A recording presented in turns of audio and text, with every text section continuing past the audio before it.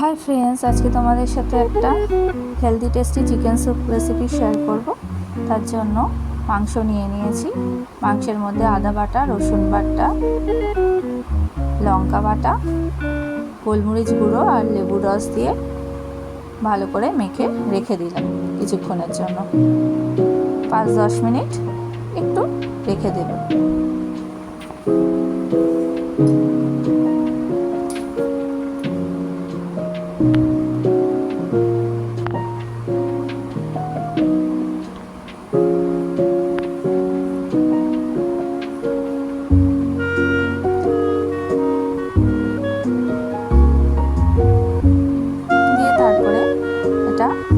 Pressure কুকারে দিয়ে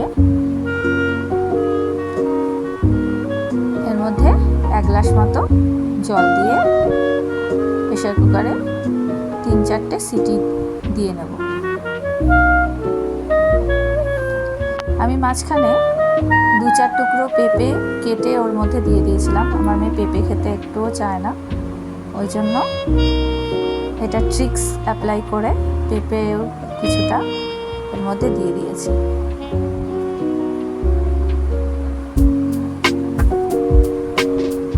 যাতে বোঝা না যায়।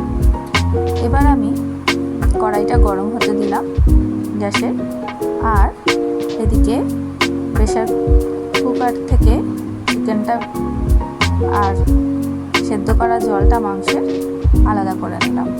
দিয়ে এবার চিকেনটা একটু শ্রেড করে নেব কাঁটা চামচ দিয়ে। ভালো করে ছাড়িয়ে ছাড়িয়ে নেব, আলাদা আলাদা করে নেব। পেঁপেগুলো একটু চটকে নেব যাতে বুঝতে না পারা যায় খাওয়ার সময়। এবার জল আর চিকেনটা আলাদা হয়ে গেছে। এবার কড়াই গরম হলে তার মধ্যে তেল দিয়ে তেলটা গরম করে তার মধ্যে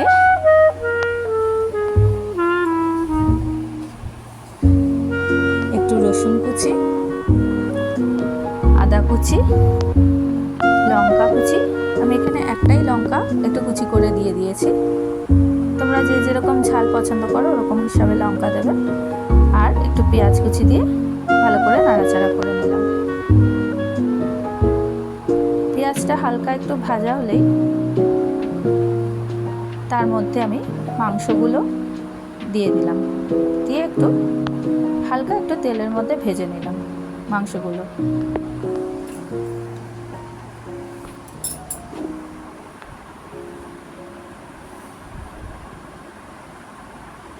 একটু নাড়াচাড়া করেই হালকা একটু ভাজা ভাজা হলেই মাংসটা, তার মধ্যে আমি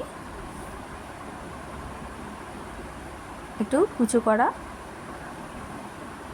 ক্যাপসিকাম দিয়ে দেব।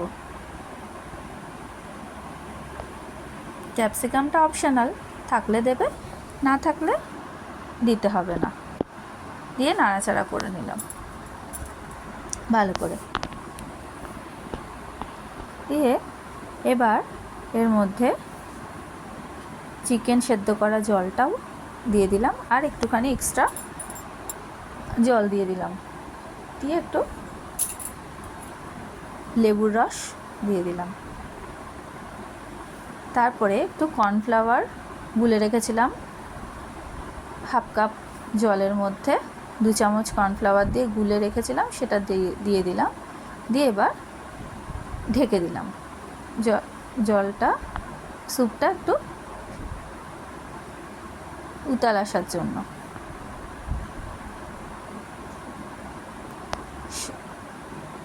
ফুটতে শুরু করলেই দেখবে কীরকম একটু ওপরটা ফেনা ফেনাগুলো উঠে আসে, মাংসের তেলের মতো কিছু, তো ওগুলো ফেলে দেবে।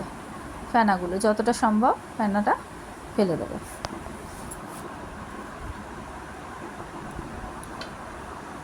দিয়ে এটা ভালো করে ফুটবে কিছুক্ষণ। দিয়ে স্বাদ মতো নুন দিয়ে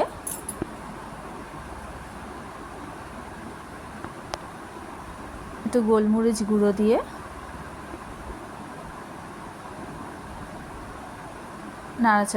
নাড়াচাড়া করে নেবে।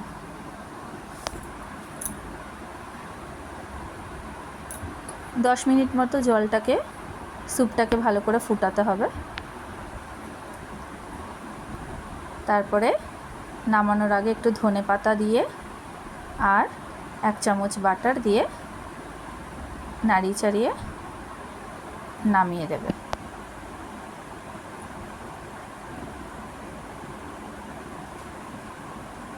Soup ready.